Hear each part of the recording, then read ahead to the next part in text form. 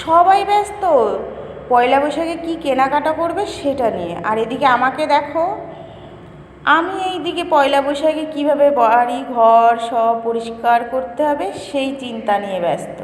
সেই চিন্তা শুধু নয়, আমি সেই কাজ নিয়ে ব্যস্ত। ও আর আমার পরিচয় দিতে তো ভুলেই গেছি। যারা আমাকে চেনো তারা তো চেনোই, আর যারা চেনো না তাদের জন্য বলে দিচ্ছি আর একবার, আমি অন্তরা সরকার, নদিয়া জেলা থেকে। আর তোমরা কে কোথা থেকে দেখছো অবশ্যই কিন্তু জানাবে। আর দেখেছো আবার বাড়ি ঘরের কী অবস্থা, সব পরিষ্কার হচ্ছে পয়লা বৈশাখের জন্য। আর আমাকে দেখো কীরকম লাগছে বলো দেখে।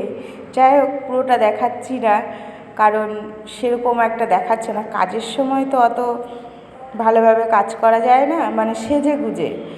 যাই হোক, চলো দেখো বাইরেটা দেখো, সব জিনিসপত্র বাইরে, মনে হচ্ছে আমাকে ঘর থেকে বের করে দিয়েছে। কিন্তু না, ঘর ঝাড়তে হলে সব কিছু তাকে বের করতে হবে।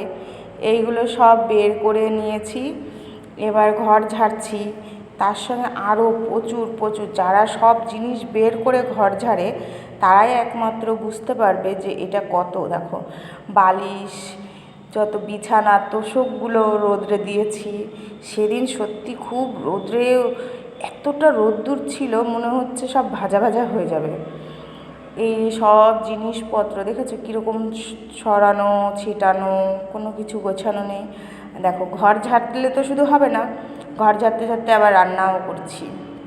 মানে কিছুটা করে চলে এসেছি রান্না করতে, কারণ পেট তো কোনো কথাই শুনবে না। এদিকে রান্না হবে রুই মাছ, আলু আর পটল দিয়ে ঝোল। আর একটু করব, আরেকটাও তরকারি করব ভাবছি। আরেকটা করব এই যে সয়াবিন রান্না করব, মাছের ঝোল আর সয়াবিন।